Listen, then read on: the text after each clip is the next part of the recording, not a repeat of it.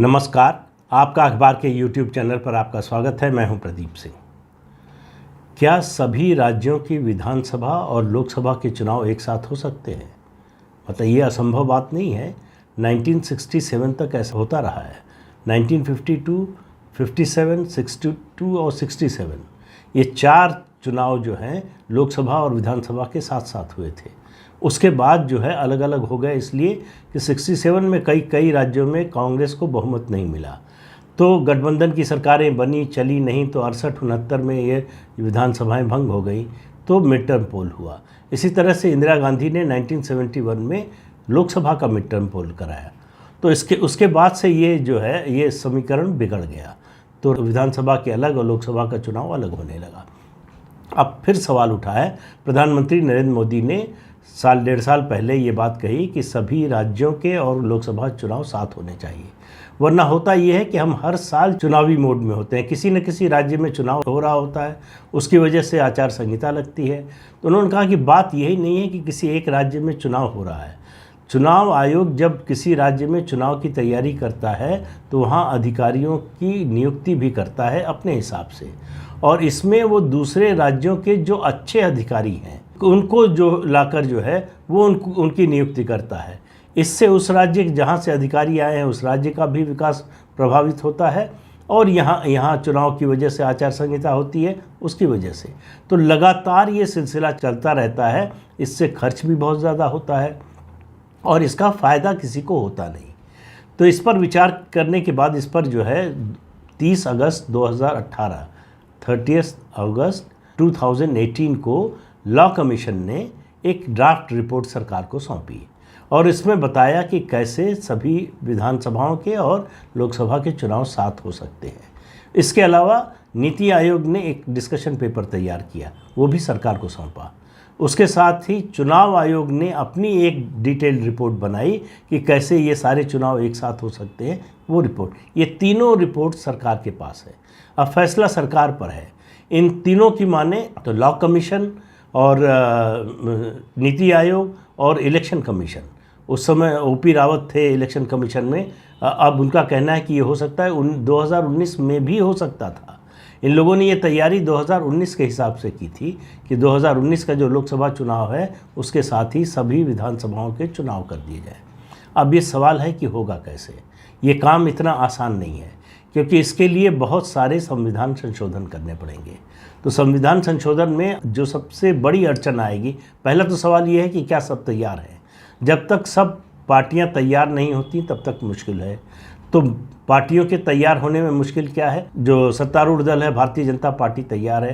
कांग्रेस थोड़ा सा सशंकित है, वो इस आइडिया की समर्थक है, लेकिन उसके मन में शंका है अभी भी कि इससे उसका फ़ायदा होगा कि नुकसान होगा।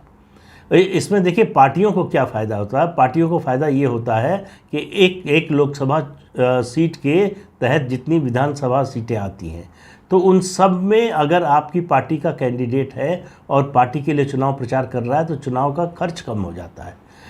इंडिविजुअल जो कैंडिडेट है उनका भी खर्च कम हो जाता है और पार्टी का भी चुनाव का प्रचार का पैसा कम हो जाता है, क्योंकि एक रैली होगी अगर एक लोकसभा क्षेत्र में तो वो विधानसभा के उम्मीदवारों के लिए भी होगी, लोकसभा के लिए भी। तो इसलिए जो है खर्चा कम हो जाता है। फिर डिप्लॉयमेंट, इतनी बड़ी संख्या में जो चुनाव के लिए जो कर्मचारियों का डिप्लॉयमेंट होता है, उनका भत्ता, उनके ठहरने की जगह, उनके खाने पीने का इंतज़ाम, और जिस राज्य से आए हैं उस राज्य में जो उनके कामकाज पर उस राज्य के पड़ता है वो सब, ये सब मिला के ये पूरा सिस्टम घाटे का ही सौदा है। तो अब इसमें राष्ट्रीय पार्टियों की बात की मैंने। अब क्षेत्रीय पार्टियां जो हैं इनमें से काफ़ी हैं, ज़्यादातर ऐसी हैं जिनको आशंका है कि इससे हमको नुकसान होगा। तो उनकी आशंका का कारण क्या है? उनका कहना है कि अगर साथ साथ चुनाव हुए तो इन चुनावों में जो राष्ट्रीय मुद्दे हैं वो हावी हो जाएंगे, क्षेत्रीय मुद्दे जो हैं वो नीचे दब जाएंगे। अगर क्षेत्रीय मुद्दे जो है वो गौड़ हो गए और नीचे दब गए तो उससे हमारा नुकसान होगा। हमारे जो मुद्दे हैं वो ठीक से हाईलाइट नहीं हो पाएंगे। लेकिन जहाँ भी इस तरह का साथ साथ चुनाव होता है, ये मतदाता ने दिखाया है कि उसमें स्प्लिट वोटिंग की क्षमता है। वो केंद्र के लिए किसी और को, राज्य के लिए किसी और को। ज़्यादा उदाहरण देने की ज़रूरत नहीं है। देश की राजधानी दिल्ली का ही उदाहरण देख लीजिए। दिल्ली में जो है विधानसभा में किसी और को, लोकसभा में किसी और को, तो लोग जानते हैं कि कौन विधानसभा के लिए ठीक है और कौन लोकसभा के लिए, यानी देश चलाने के लिए। तो ये कंसेंसस बनाना इतना आसान नहीं होगा। अब मुश्किल क्या है कि जो कॉन्स्टिट्यूशन अमेंडमेंट होने हैं कई तरह के होंगे, उनमें दो सबसे मुश्किल अमेंडमेंट है। एक है जिन लोकसभा के साथ मान लीजिए कि मानकर चलते हैं कि 2024 में कराने जा रही सरकार, तो जिन विधानसभाओं का कार्यकाल खत्म होने जा रहा है अभी 2 महीने में, 4 महीने, 6 महीने में, 8 महीने में, यानी लोकसभा से पहले, उनका कार्यकाल बढ़ाना पड़ेगा। तो इसके लिए तो मुझे नहीं लगता कि किसी पार्टी को या किसी जो भी सत्तारूढ़ दल है उसको कोई एतराज़ होगा। समस्या होगी जिन विधानसभाओं का कार्यकाल घटाना पड़ेगा। तो उसके दो तरीके हो सकते हैं कि उन राज्यों के मुख्यमंत्री अपनी कैबिनेट की संस्तुति से विधानसभा को भंग कर दें, या फिर संविधान में संशोधन करके ऐसी व्यवस्था बनाई जाए कि जिनका कार्यकाल जो है बचा हुआ है वो भी जो है वो विधानसभाएं भंग कर दी जाएंगी। अब ये कॉन्स्टिट्यूशन अमेंडमेंट पास करना मुझे लगता है सबसे मुश्किल होगा। दूसरा, रिप्रेजेंटेशन ऑफ पीपल एक्ट में 1951 में भी अमेंडमेंट करना पड़ेगा, और लोकसभा और विधानसभा का जो प्रोसीजर ऑफ रूल है उसमें बदलाव करना पड़ेगा। तो ये सारे अमेंडमेंट हो सकते हैं अगर सब तैयार हो। अब सवाल ये है कि इसमें समस्या क्या आएगी। समस्याएं कई आएंगी जिनका निदान भी जो है लॉ कमीशन ने सुझाया है। एक समस्या कि मान लीजिए कि कोई किसी राज्य में या लोकसभा में भी हो सकता है कि नो कॉन्फिडेंस आए, वो सरकार गिर जाए, तब क्या होगा? तो उसके लिए दो विकल्प सुझाए गए हैं। एक, constructive vote of no confidence आएगा बजाय सीधे नो कॉन्फिडेंस वोट के। अब ये constructive vote of no confidence क्या है? ये है कि अगर आप किसी सरकार में अपना अविश्वास जाहिर करते हैं तो आपको वैकल्पिक सरकार का भी प्रस्ताव लाना पड़ेगा कि हम इनको हटा रहे हैं और इनको ला रहे हैं। अगर जिसको ला रहे हैं उसको बहुमत मिल जाता है, सरकार चलती रहेगी, लोकसभा या विधानसभा भंग करने की स्थिति नहीं आएगी। तो इसलिए बीच टर्म में कोई सरकार गिरेगी नहीं। अगर एक पार्टी की या एक मुख्यमंत्री बदलता है, दूसरा आएगा, दूसरी पार्टी आएगी, लेकिन सरकार की कंटिन्यूटी बरकरार रहेगी।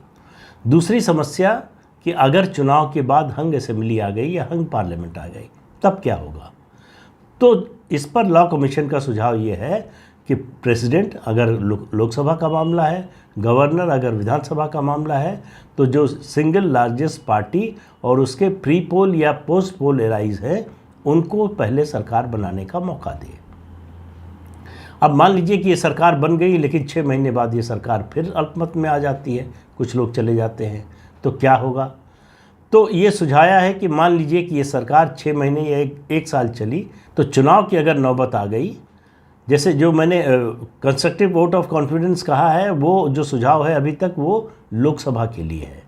विधानसभा में मान लीजिए कि अगर चुनाव की नौबत आ गई, तो जो बचा हुआ कार्यकाल है विधानसभा का, उसी के लिए चुनाव होगा। अगर मान लीजिए 1 साल बीत चुका है और 4 साल बचा हुआ है, तो जो नई विधानसभा चुनी जाएगी वो 4 साल के लिए, जिससे ये साइकिल एक साथ चुनाव का बरकरार रहे। एक और सुझाव लॉ कमीशन ने दिया है कि डिफेक्शन के जितने मामले हैं, ये जो व्हिप का उल्लंघन करने पर या दूसरे किसी भी कारण से या पार्टी छोड़ने का जो है, इस पर जो भी पीठासीन अधिकारी है, विधानसभा अध्यक्ष या लोकसभा अध्यक्ष, उनको 6 महीने के अंदर इस पर फैसला करना अनिवार्य होगा। इससे ज़्यादा समय न ले सकते हैं, न जो है दूसरे पक्षों को दे सकते हैं। तो 6 महीने के अंदर इसका फैसला होगा। ये नहीं होगा कि मामला जो है लंबित है, देर तक चला, फिर कोर्ट में गया, फिर पता चला कि विधानसभा या लोकसभा का कार्यकाल ख़त्म हो गया और ये मामला जो है चल ही रहा है। तो इस तरह की स्थिति नहीं होगी। अब इसमें कुछ और व्यवहारिक समस्याएं हैं जिसकी ओर लोग इशारा कर रहे हैं कि ये प्रस्ताव पूरी तरह से अव्यवहारिक है। हालांकि ये कहना ठीक नहीं है, क्योंकि 4 लोकसभा और 4 विधानसभा के चुनाव आज़ादी के बाद हम इसी व्यवस्था से करा चुके हैं। तो इसलिए ये कहना कि ये अव्यवहारिक है, ये ठीक बात नहीं है। समस्या के तौर पर 2 मुद्दे उठाए जा रहे हैं। एक, सुरक्षा व्यवस्था। इतनी बड़ी संख्या में पैरामिलिट्री फोर्स या फोर्स कहाँ से लाएगी सरकार कि चुनाव कराया जा सके। अब उसके लिए तर्क देते हैं कुछ लोग कि जो है अभी भी बड़े राज्यों में चुनाव आयोग सिंगल फेज़ में चुनाव नहीं करा पाता, मतदान नहीं करा पाता। तो ये कोई तर्क नहीं है। पूरे देश के स्तर पर होगा तो कई फेजेस में होगा। सारा डिप्लॉयमेंट कहीं पूरे देश के स्तर पर एक साथ नहीं होना है। जैसे पहले होता था वैसे अब भी होगा। तो सुरक्षा बलों की नियुक्ति का जो सवाल है वो केंद्र सरकार उसको हल कर सकती है, उसका उपाय निकाल सकती है, वो कोई बड़ी बात नहीं है। दूसरा जो मुद्दा है वो भी कोई बड़ा मुश्किल मुद्दा नहीं है, वो है इलेक्ट्रॉनिक वोटिंग मशीन्स का, कि इतने बड़े पैमाने पर चुनाव होगा, क्योंकि इलेक्ट्रॉनिक वोटिंग मशीन जो है हर बूथ पर दो की ज़रूरत होगी, एक विधानसभा के लिए, एक लोकसभा के लिए। तो इसलिए जो है इलेक्ट्रॉनिक वोटिंग मशीनों की संख्या में बहुत बड़ा इजाफा हो जाएगा। तो सरकार चाहे तो उनकी मैन्युफैक्चरिंग जो है अभी से शुरू करे तो करा सकती है, ये कोई मुश्किल काम नहीं है। लेकिन सवाल कुल मिलाकर ये electronic voting machine, security forces की तैनाती या दूसरे मैन पावर की तैनाती, ये सब मुद्दा नहीं है। मुद्दा है पॉलिटिकल विल का, कि क्या सब लोग ऐसा चाहते हैं, क्या सब लोग इसके लिए तैयार हैं। वो कहते हैं ना, if there is a will there is a way. तो अगर आपको तैयार है, आप इसका रास्ता निकालना चाहते हैं तो रास्ता निकल आएगा। लेकिन इतनी बात तो सबको ध्यान में रखनी चाहिए कि ये देश के लिए फ़ायदे के लिए, ये राजनीति के लिए भी फ़ायदे के लिए, ये चुनाव में जो काले धन का उपयोग होता है उस मामले में भी फ़ायदेमंद है। क्योंकि अगर चुनाव पर खर्चा घटेगा तो काले धन का इस्तेमाल भी घटेगा। तो काले धन के लिए जो तिकड़म जो धतकर्म जो है नेता करते हैं वो भी कम होगा। तो कुल मिलाकर बात यह है कि क्या सरकार इसके लिए तैयार है। प्रधानमंत्री तो इसके लिए कम से कम 2 साल पहले, 2.5 साल पहले से तैयार है। पार्टी की तैयारी है इस मामले में विस्तृत, जहां जो स्टेक होल्डर्स हैं उनकी रिपोर्ट आ चुकी है, उनके प्रस्ताव आ चुके हैं, प्रेजेंटेशन आ चुका है। अब सरकार को 2 काम करने हैं। पहले एक पॉलिटिकल कंसेंसस तैयार करने का, कि सभी दलों से बात करें और ये समझाने की कोशिश करें कि पहली बार में किसी पार्टी का थोड़ा नुकसान, किसी का फ़ायदा हो सकता है, लेकिन उसके बाद जो है वो लेवल प्लेइंग फील्ड हो जाएगा, सबके लिए समान अवसर होगा। दूसरा, संविधान संशोधन। अगर ये पॉलिटिकल कंसेंसस बन जाता है तो संविधान संशोधन में कोई दिक्कत नहीं होगी। तो पहला मौका सरकार के पास है, अगर ऐसा करना है, उसकी तैयारी शुरू करनी है, तो संसद का शीतकालीन सत्र। अगर उससे देर हो जाती है तो उसके बाद बजट सत्र। अगर उस समय तक संविधान संशोधन नहीं हुए तो आप मानकर चलिए कि 2024 में लोकसभा और विधानसभा के चुनाव साथ साथ नहीं हो सकते। अब सबसे मुश्किल सवाल है कि इतनी फ्रैगमेंटेड पॉलिटी में क्या इस तरह का पॉलिटिकल कंसेंसस बनाना संभव है। तो इसी फ्रैगमेंटेड पॉलिटी में हमने जीएसटी पर पॉलिटिकल कंसेंसस बनाकर दिखाया। उसमें बहुत बड़ी भूमिका स्वर्गीय अरुण जेटली की थी।